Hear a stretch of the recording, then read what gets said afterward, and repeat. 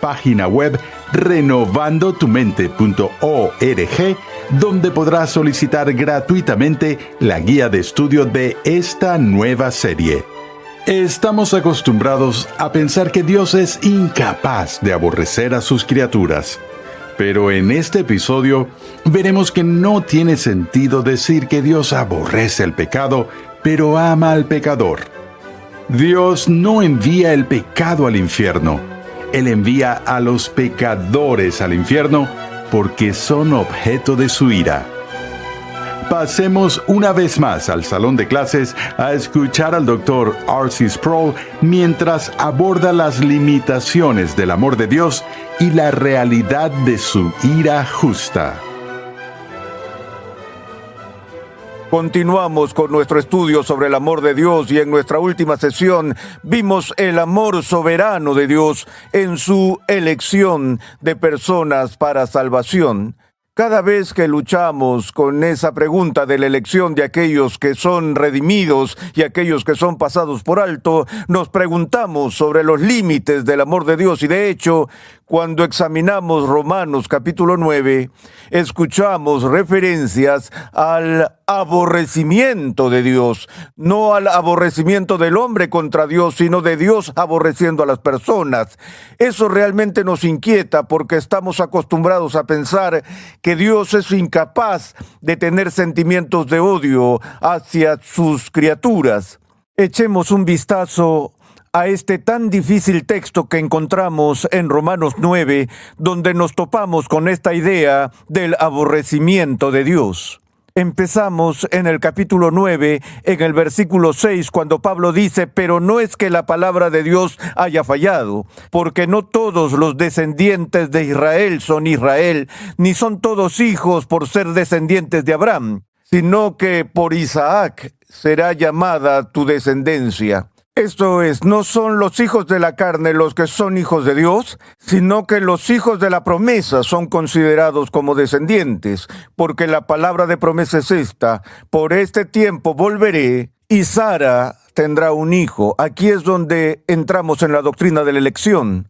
Y no solo esto, dice Pablo, sino que también Rebeca concibió mellizos de uno, nuestro padre Isaac, porque cuando aún los mellizos no habían nacido y no habían hecho nada, ni bueno ni malo, para que el propósito de Dios conforme a su elección permaneciera, no por las obras, sino por aquel que llama, se le dijo a Rebeca: el mayor servirá al menor. Tal como está escrito: a Jacob amé, pero a Esaú aborrecí.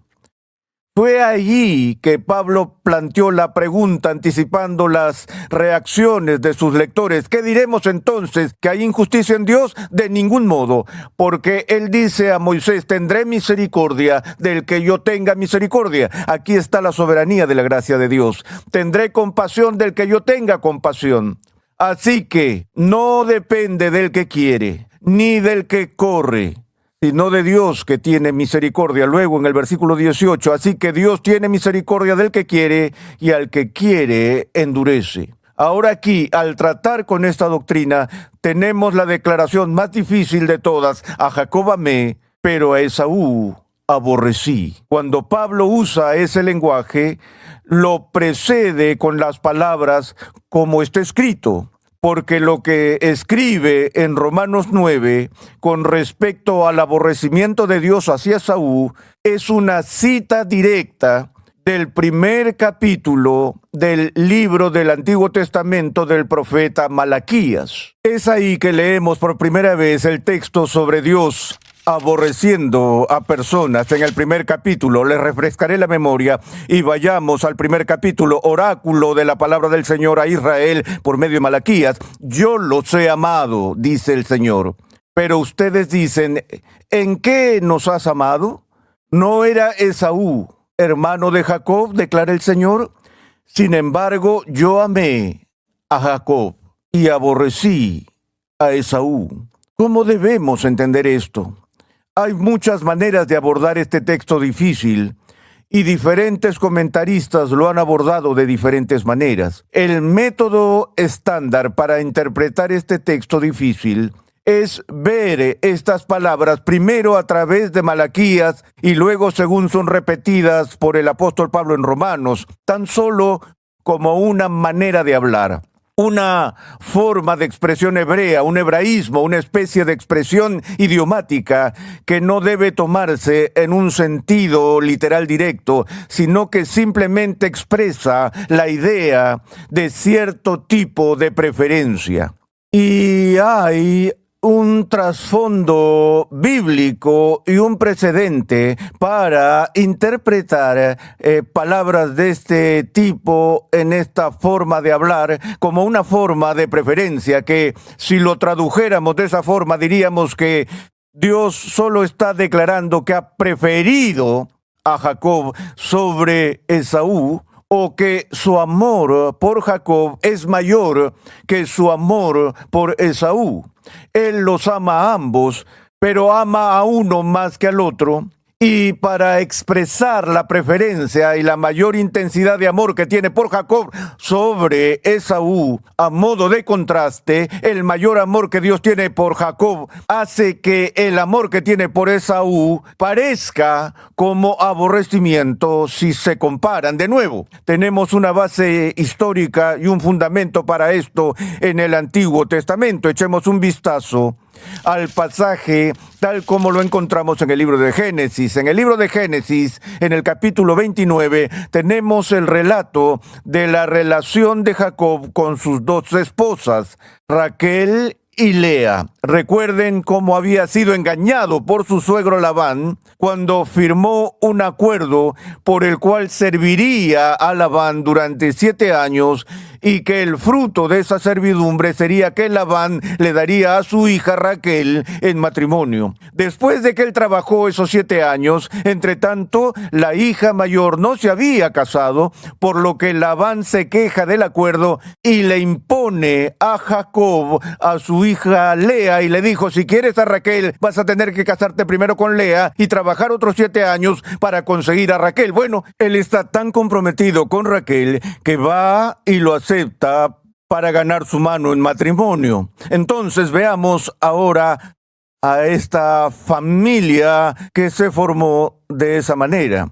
Leemos en el versículo 31 del capítulo 29 de Génesis: vio el Señor que Lea era aborrecida. Noten que la descripción aquí de la relación que Jacob tiene hacia Lea, su primera esposa, es que Lea no es amada y le concedió hijos, pero Raquel era estéril. Y concibió Lea y dio a luz un hijo y le puso por nombre Rubén, pues dijo: por cuanto el Señor ha visto mi aflicción, sin duda ahora mi marido me amará.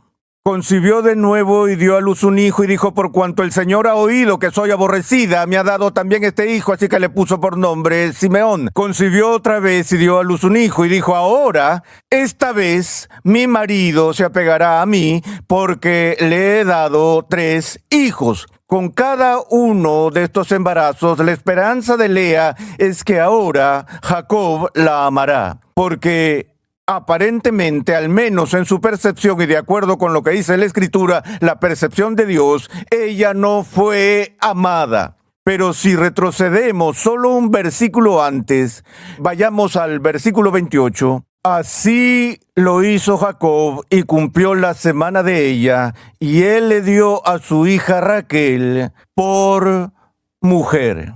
Y Labán dio su sierva Bila a su hija Raquel como sierva.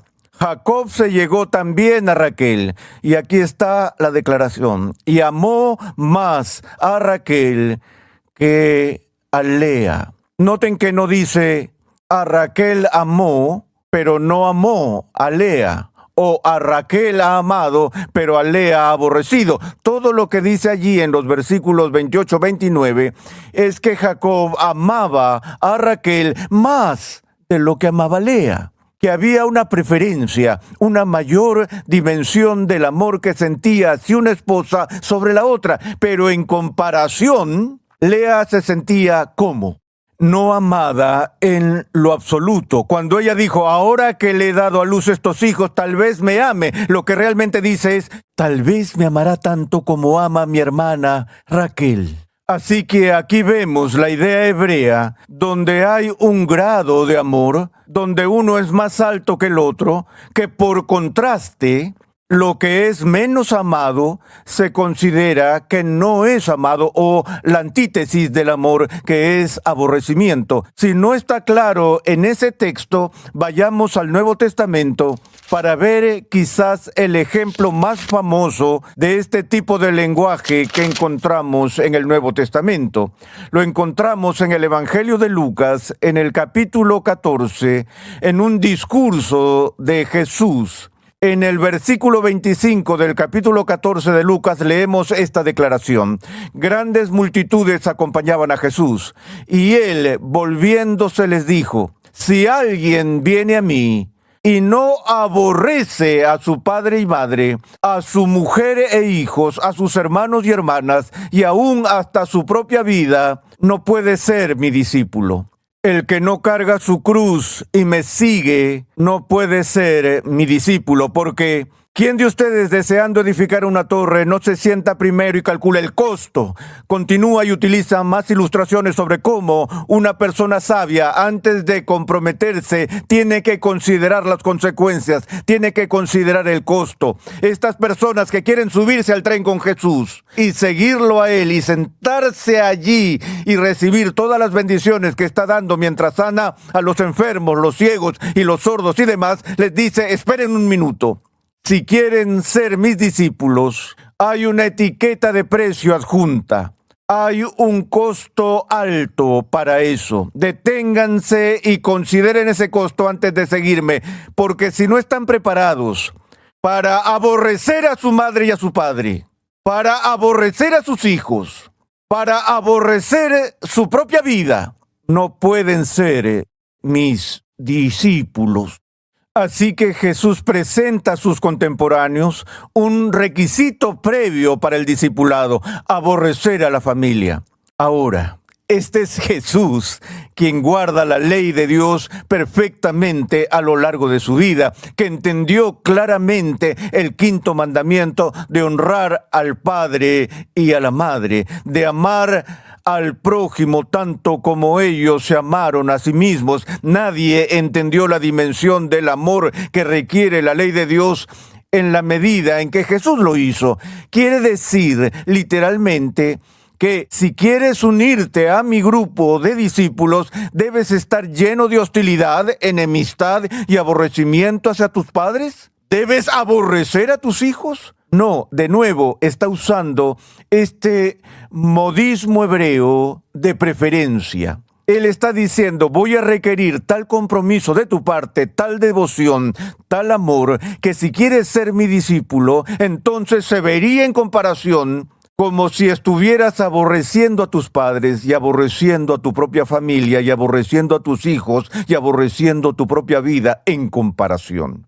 Entonces, creo que entendemos eso. De hecho, cuando leo esto, nunca he tenido a alguien que se me acerque y me diga, ¿por qué Jesús, que se supone que es el amor de Dios encarnado, le dice a la gente que tienen que aborrecer a sus padres y aborrecer a sus hijos? Obviamente entendemos cuando leemos este texto que eso no es lo que estaba comunicando. Lo que estaba comunicando era la supremacía del amor que debemos tener hacia Él por encima de todo lo que está en este mundo, incluidos aquellos que más amamos aquí.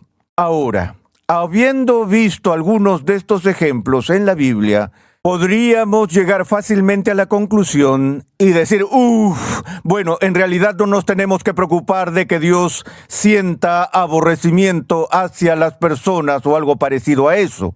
Tenemos una tendencia a pensar que el aborrecimiento es absolutamente impropio de Dios.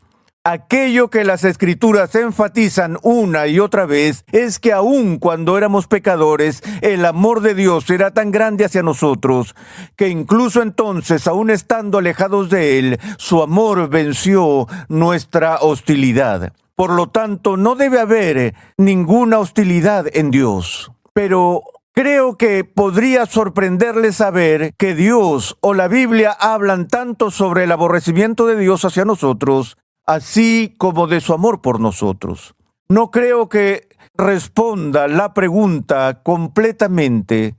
Tan solo ver estas expresiones como hebraísmos o modismos de preferencia, porque hay una dimensión en la actitud de Dios hacia el pecador que refleja una especie de disgusto total y un carácter repugnante que Dios tiene hacia su raza rebelde de seres humanos. Cuando se enoja con Israel, dice a través de la voz de los profetas: desprecio sus fiestas, aborrezco sus asambleas solemnes, me enferman, los sacrificios que ofrecen en su hipocresía se han vuelto un olor repugnante para mí. Es un lenguaje fuerte que indica una furia de Dios hacia la hipocresía entre su propio pueblo. Pero volvamos por un momento, si me permiten, de nuevo al Antiguo Testamento, a los Salmos, donde vemos el quinto Salmo, empezando en el primer versículo, Salmo 5, donde vemos un llamado a la atención que empieza con estas palabras. Escucha mis palabras, oh Señor, considera mi lamento. Aquí el salmista está orando a Dios. Atiende a la voz de mi clamor, Rey mío y Dios mío, porque es a ti a quien oro. Oh Señor, de mañana oirás mi voz. De mañana presentaré mi oración a ti y con ansias esperaré. Ahora escuchen cómo el salmista, bajo la inspiración del Espíritu Santo, describe el carácter de Dios. Porque tú no eres un Dios que se complace en la maldad. El mal no mora en ti. Recordemos la queja de Habacuc cuando Dios estaba tolerando el mal sin control y sin castigo en la nación y no podía entenderlo. Él dijo: Dios, tú eres un Dios que es tan santo que ni siquiera puedes mirar el mal. Es el mismo sentimiento que el salmista está describiendo aquí. Dice: los que se ensalzan no estarán delante de tus ojos. Aborreces a todos los que hacen iniquidad. Destruyes a los que hablan falsedad. El Señor aborrece al hombre sanguinario y engañador. ¿Ven eso? 2 veces en esta sección del Salmo, el salmista habla del aborrecimiento de Dios hacia los malvados. Aborreces a todos los que hacen iniquidad. Luego, aborreces al hombre sanguinario y engañador. No es que Dios esté un poco perturbado con la persona sedienta de sangre, con la persona que es un mentiroso y un tramposo y engañador. Es que Dios los aborrece. Eso es intenso. Creo que tenemos que tomarnos eso en serio. Ahora, siempre usamos el cliché: Dios aborrece el pecado, pero ama al pecador. Eso es una tontería. Dios no envía el pecado al infierno, envía al pecador al infierno, porque aborrece al pecador impenitente que se convierte en el objeto de su ira. La razón por la que luchamos con estas diferencias en las que por un lado la Biblia habla de la increíble dimensión del amor de Dios, mientras que siendo aún pecadores Él nos ama, y sin embargo por otro lado habla de que nos aborrece y que somos repugnantes ante sus ojos y Él no puede soportar siquiera vernos debido a nuestra iniquidad. Lo que esto dice por encima de todo, señores y señoras, es que hay un límite para el amor de Dios. No podemos entender el amor o la actitud de Dios hacia su creación caída como algo que es exclusivamente de amor. Porque la Biblia atenúa la exaltación de la majestad trascendente del amor de Dios con estas advertencias del límite de su amor, más allá del cual hay ira divina y hay aborrecimiento divino. Sé que lo que estoy diciendo aquí va en contra del mensaje que se predica todos los días en nuestra cultura y en nuestra tierra. Hay un concepto que escucho todo el tiempo de los predicadores que nunca encuentro en las Escrituras, y es este concepto, el amor incondicional de Dios. Voy a explorar esto con mayor detalle en nuestra próxima sesión, pero por ahora solo quiero decir esto. Primero quiero hacer una pregunta. ¿De dónde vino esta idea de que el amor de Dios es incondicional? ¿Qué comunica este concepto? Supongamos que estoy predicando a los no creyentes y les digo a esas personas, Dios te ama incondicionalmente. Ustedes saben que nos dicen en el seminario que cuando predicamos, no predicamos un sermón, predicamos 3 sermones. Está el sermón que la gente escucha, está el sermón que pensabas que predicabas y luego está el sermón que realmente predicaste y no son lo mismo. Entonces tenemos que entender eso. Me pregunto, ¿qué escucha esa persona impenitente e inconversa cuando escucha un sermón y escucha este anuncio? Dios te ama incondicionalmente. Déjenme decirles lo que escucha. Él oye esto. Dios me ama tal como soy. No tengo que arrepentirme de mis pecados, no necesito un Salvador, no tengo que preocuparme de ir al infierno, porque un Dios que ama a todos incondicionalmente nunca enviará a nadie al infierno. Así que puedo seguir viviendo una vida infernal tal como soy y nunca más preocuparme por ofender a Dios, porque Él no puede ser ofendido. Así de incondicional es su amor.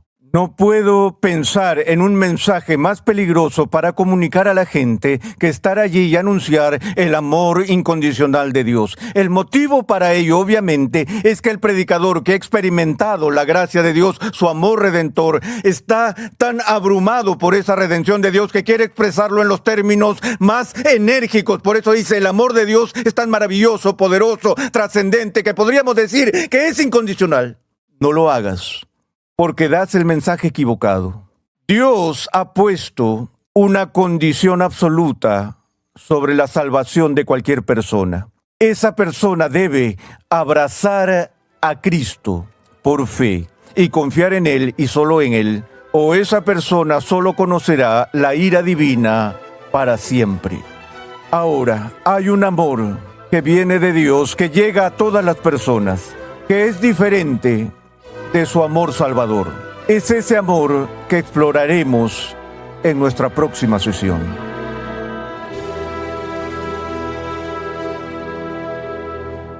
Estás en sintonía de Renovando tu Mente con el Dr. R.C. Sproul. En este episodio hemos visto que el concepto del amor incondicional de Dios no es un concepto bíblico. Dios ha puesto condiciones absolutas sobre la salvación de cualquier persona, abrazar a Cristo por fe y confiar en Él y solo en Él. ¿Quieres profundizar en tu conocimiento de las Escrituras? Conexión Ligonier permite a cristianos en crecimiento estudiar en línea gracias a una amplia biblioteca de cursos interactivos en video impartidos por el fundador de Ministerios Ligonier, el Dr. R.C. Sproul, y otros destacados pastores, teólogos y expositores cristianos. Cada curso contiene herramientas de estudio para ayudarte a aplicar lo que estás aprendiendo, incluyendo pruebas opcionales, preguntas de discusión, así como también la facilidad de visualizar tu avance en cada paso. Tienes la flexibilidad de tomar todos los cursos que quieras, cuando y donde quieras y al ritmo que más te convenga. Para más información visita conexionligonier.com. Como juez justo y recto que no se deleita en la muerte de los impíos, Dios siempre decreta y hace lo correcto. Sus juicios se basan permanentemente en su buena voluntad inherente hacia su pueblo. En el siguiente episodio de Renovando tu Mente, R.C. Sproul